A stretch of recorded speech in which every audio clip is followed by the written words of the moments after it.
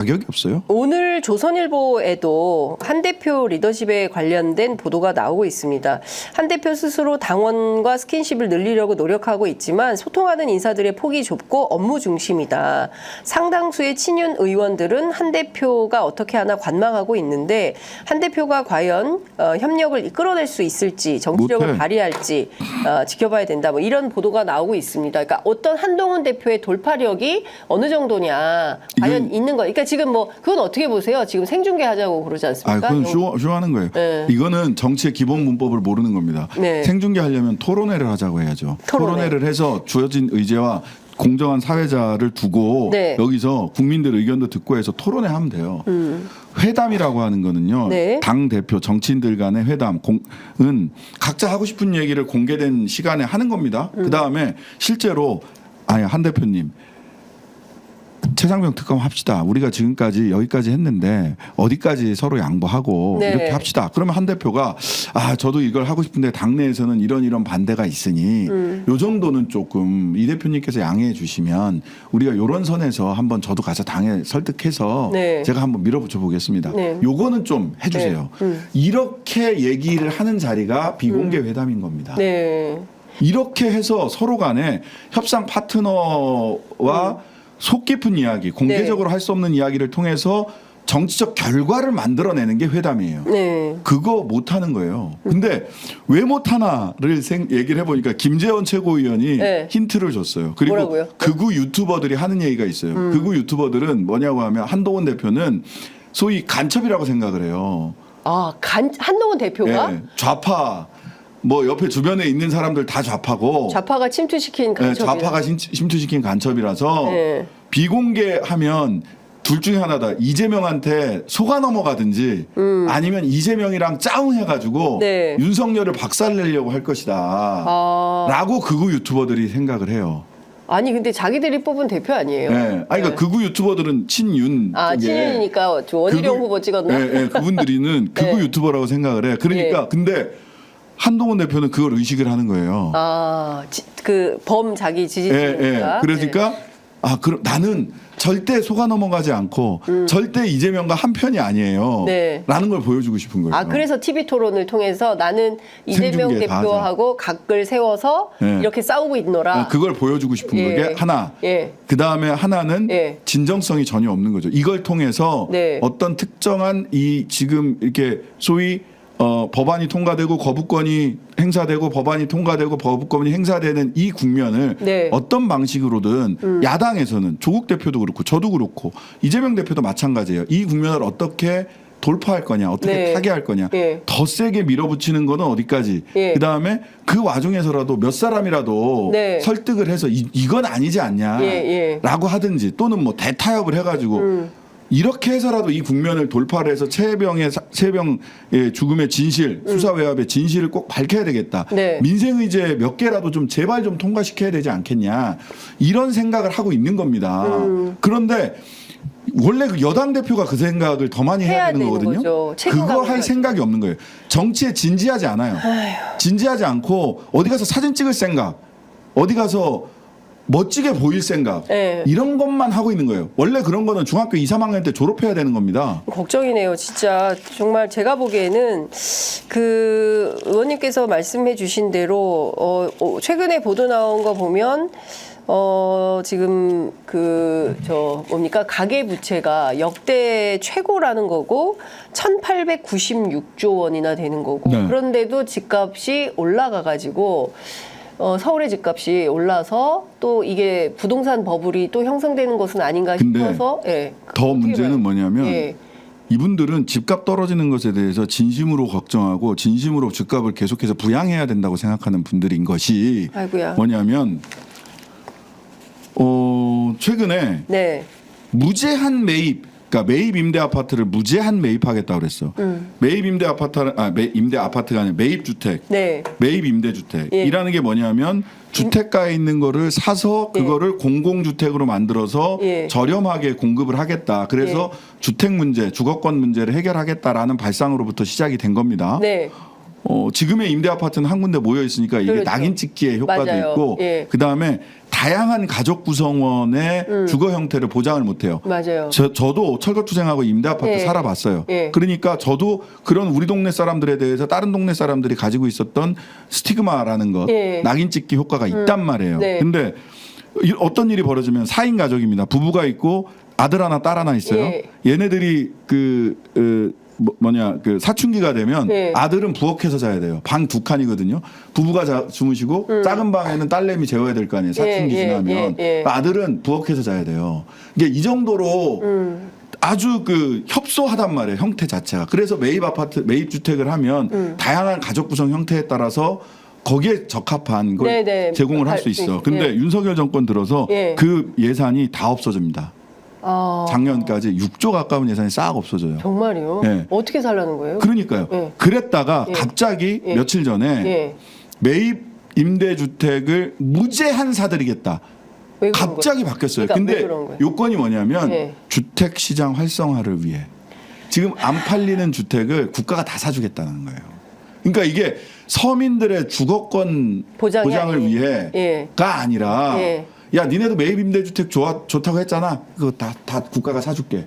그러니까 국가가 사서 그걸 어떻게 하겠다는 거예요? 사서 이제 임대 주겠다는 거예요. 근데 예. 이거는 뭐냐면 그래요. 그렇게 해서라도 나는 매입 주택이 예. 많아졌으면 좋겠어요. 전세 사기 대책 중에 뭐 하나 아니에요? 하나이기도 예. 하고. 근데 그거를 갑자기 이게 필요한 사람한테 필요한 만큼 제때 적기에 충분한 물량을 보장되는 공급해야 게 아니라, 되잖아요. 예, 예. 그게 아니라 예. 무제한 매입이에요. 그냥 하는 거예요. 근데 그게 주택시장 활성화를 위한 거예요.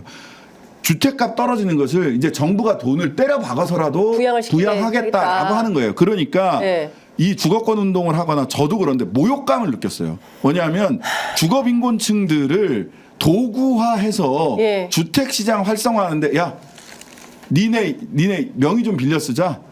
이런 식인 거예요. 아 정말 모욕감을 느꼈어요. 모욕감. 세상에 이걸 어떻게 해야 됩니까? 그래서 어제 매입 임대주택 이 정책 어떻게 봐야 되냐는 토론회를 국회에서 열었거든요. 네. 저도 공동 주최해서 갔는데 저는 임대주택에 전에 살았던 사람으로서 모욕감을 네. 느꼈다라고 했더니 거기 나와 있는 주거권 운동, 빈민 운동 하시던 분들이 전부 네. 다 똑같은 감정을 느낀 거예요. 모욕감을 느꼈어요. 작년에 그렇게 막 농성하고 이거 예산 이거 삭감하면 안 됩니다 네, 하고 네. 한겨울에 국회 앞에 와서 농성하고 대통령실 앞에 가서 농성하고 했던 분들이 네. 허탈한 겁니다.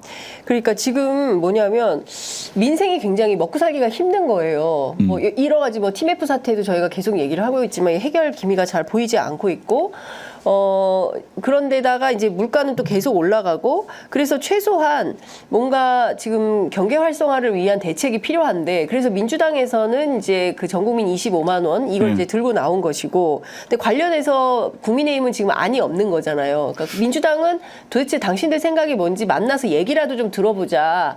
뭐 어떤 형태로라든 좋다. 이제 이런 거고. 근데 다만 생중계를 하면 그거는 회담이 아니라 쇼예요, 쇼. 토론하자는 건데 이걸 어떻게 하냐. 토론회를 할 거면 네. 정확하게 네. 방송사나 언론 쪽이랑 협의를 해서 네. 뭐 관음클럽 뭐 방송기자협회가 네. 됐든 누가 됐든 이렇게 해가지고 하면 되죠. 정확하게 토론회를 해야 돼요. 예. 그거는 국민들한테 우리가 이런 겁니다. 저건 저런 겁니다 해서 서로의 판단할 수 있도록 도와주는 거죠. 서로의 차이점과 공통점을 정확하게 판단할 수 그렇습니다. 있도록 도와주는 겁니다. 예. 회담은 예. 정치적인 결과를 내와야 되는 거예요. 맞습니다. 예. 완전히 성격이 다른 거를 예. 구분도 못하고 예. 오직 진지하게 뭔가 이 민생의 어려움 현재 이 정치적인 국면이 굉장히 이렇게 꼬여 있고 뭐 단 한 발짝도 나가지 못하는 대통령의 그 무원칙한 거부권 행사 때문에 네. 이 국면을 어떻게 정치적으로 타개할 거냐라고 하는 결과를 내야 됩니다. 네. 제가 예상하건데요. 예. 민생과 관련해서 최근에 온누리 상품권 5조 정도 5조 풀겠다. 5조 5조 5천억 예. 풀겠다. 그 지역사랑 상품권으로 하라니까 왜 갑자기 뭐라도 하는 건 좋겠어. 예, 근데 예. 지역사랑 상품권은 죽어도 안 되고 온누리 예. 상품권은 된다는 거 예. 아니에요? 이것도 그냥 아무거나 해요. 그냥 뭐 그거 이런 뭐라도 좀 그냥 했으면 하면 좋겠어. 좋겠어요. 예. 지역사랑 너무 상품권이 어려우니까 지금. 왜냐하면 저는 지역사랑 상품권이 훨씬 더 승수 효과 즉 같은 값으로 더 많은 경제적 파생 효과가 있다라고 생각을 네, 하기 네, 때문에 이런 말씀을 드리는 거고요. 예. 그런데 정부가 뭘 하고 싶어도 지금 세수 펑크가 워낙 크게 나가지고요. 그러니까요. 뭘 할 수가 없어요. 그러면 예. 추석을 앞두고 예. 이게 예상입니다. 예. 이대로 되는지 안 되는지 보세요. 예. 저는 제 예상에 맞을 거라고 확신을 하는데 네, 네. 요새 경제계에서 금기어처럼 또 우리 쥐었잖아라보다 하는 단어가 있어요. 그게 무슨 상생입니다. 상생. 상생금융, 상생 얼마나 좋은 말입니까? 예. 같이 먹고 살자는 예, 거잖아요. 그쵸. 근데 예. 그런 겁니다. 갑자기 상생 얘기하면 그러니까 대기업들, 기업들 돈 내놔요. 돈 내놔. 아. 상생. 예. 이란 말이 그래서 상생이란 말이 이 좋은 말이 점점 오염되기 시작하는 거예요. 그러니까 정부의 기업 쥐어짜기 네. 단어. 물론 기업은 사회적 책임을 져야 됩니다. 네네. 근데 기업이 사회적 책임을 부담한다는 것과 네. 정권이 기업 돈을 호주머니에서 쥐어짜는 것은 다른 문제라는 거예요. 네. 정권이 자기가 생색내려고 기업 예. 돈 쥐어짜는 거 아닙니까? 그러니까 저는 추석을 앞두고 추석 민심을 어쨌든 정부에서 뭔가 잡아야 되잖아요. 네. 근데 지금 보면 임금체불이 몇 배로 지금 뛰고 있고요. 부당노동 행위로 사업자들은 처벌받는 비율이 급격히 떨어지고 있어요. 임금체불은 이렇게 쫙 이렇게 올라가고 상승 있고요. 곡선인데. 예. 예. 이거 처벌하고 있지 않는 거거든요. 예. 여기에 관심 두고 있지 않는 거예요. 그런 가운데서 추석을 앞두고 민심을 잡으려면 뭘 풀어야 될 거 아니야. 그러면 저는 예상컨대 기업을 쥐어짤 것이다. 예. 기업들한테 뭘 하라. 뭐 그 이름이 뭐가 됐든 뭐 요구할 하라고 거다. 요구할 거다. 예. 왜냐하면 정부가 할 수 있는 여력이 돈이 없어요. 없어. 돈이 없어서 정부 차원에서 할 수가 없으니까 예. 야 기업 니네 다 좀 내놔봐. 내놔봐. 그래서 저는 풀어. 이렇게 갈 것이다. 예. 일부 그래서 국민들은 그렇게라도 주머니 어느 주머니에서 나오든 나왔으면 좋겠어라고 그래서 생각을 경기가 좀 하시겠죠. 돌아갔으면 좋겠어. 돌아갔으면 좋겠어. 예. 근데 정부는 자기 책임을 방기하고 예전 전두환 시절 노태우 시절로 돌아가고 있다 지금. 그러니까 그런 문제들을 기업들도 모르지 않겠죠. 알아요. 기업들도 다 알고 이거 분위기 기업이 제일 먼저 예민하게 그럼요. 예, 정부의 움직임에 촉각을 곤두세웁니다. 근데 저는 그것 좀 여쭤보려고 해요. 이 기재위 사안이긴 한데 네.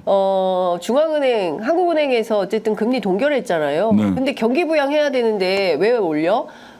왜 동결해? 왜 동결해? 예, 이러면서 지금 대통령실에서 좀 약간 불쾌감을 표시해서 이거 중앙은행 독립성 침해하고 있는 거 아니냐. 침해하고 있는 거죠. 비판이 나오고 있습니다. 그러니까 지금 뭐냐면 어떻게든 지금 경기 부양을 해야 된다고 대통령실도 보고 있긴 한 거예요. 근데 이재명 대표가 제안하는 25만 원은 죽어도 싫은 거죠. 내수는 안 된다. 안 된다. 내수 진작을 위해서 그거는 13조는 못 쓴다. 이재명이 제안했기 때문에 안 된다예요. 이재명이 아니라 그럼 신장식기 제안하는 걸로 할까요? 야당이니까 안 되고. 안 되고 여당이 해야 돼요? 그렇죠. 한동훈 대표가 하죠, 뭐 그러면. 한동훈이라 안 되고. 한동훈이라. 네. 그럼 누가 해야 돼요? 김건희 여사가 해야 되나? 김건희 여사가 해야지. 김건희 여사가 네. 시혜를 베푸는 차원에서 그 부산 감천시장 가서 예술 네. 뭐 이렇게 뭐 보고 뭐 어쩌고 저쩌고. 도자기 보고 네. 사고 뭐 그랬다면서요. 하필이면 무혐의 처분 나온다는 얘기가 나왔던 바로 그날부터 그게 맞습니다. 시작이 됐고 예. 오늘은 어제는 억울한 사람이다. 인권을 침해당하다. 여성에 대한 혐오다. 이제 이런 얘기 쭉쭉쭉 나올 겁니다. 100% 나옵니다. 참나. 여성 혐오 예. 세력, 예. 김건희 여사를 비판하는 사람들은 반국가 세력이네. 예, 여성 혐오 세력, 반국가 세력 이런 얘기 나올 거예요. 분명히 예상합니다. 예. 여튼 그러니까 이제 김건희 여사가 이제 어느 시장 가서 아우 많이 어려우시죠. 예. 하면서 이제 뭐 돈 좀 풀어야 됩니다. 하면 예. 돈이 풀리겠죠. 없는 돈 쥐어짜고. 아니 그 우체국 기금 뭐 이런 것까지 땡겨 쓰고 우체국 보험까지 땡겨 쓰고 있어요 지금. 우체국 보험에 잠겨 있는 돈까지 땡겨 쓰고 있다고. 정부가? 예. 이거 보통 심각한 게 아니네. 큰일이네요. 작년에는 외평 기금이라고 하는 네. 외국한 평형 기금이라고 해서 네. IMF 사태나 이럴 때 이제 돈 외국한 그런 사태에 대비하기 위해서 네. 해놨던 외평 기금을 땡겼었죠. 네. 근데 지금 경제 문제가 너무 심각하고 실제로 국민의힘 내부에 지금 그 총선 평가하는 백서 작업하고 있잖아요.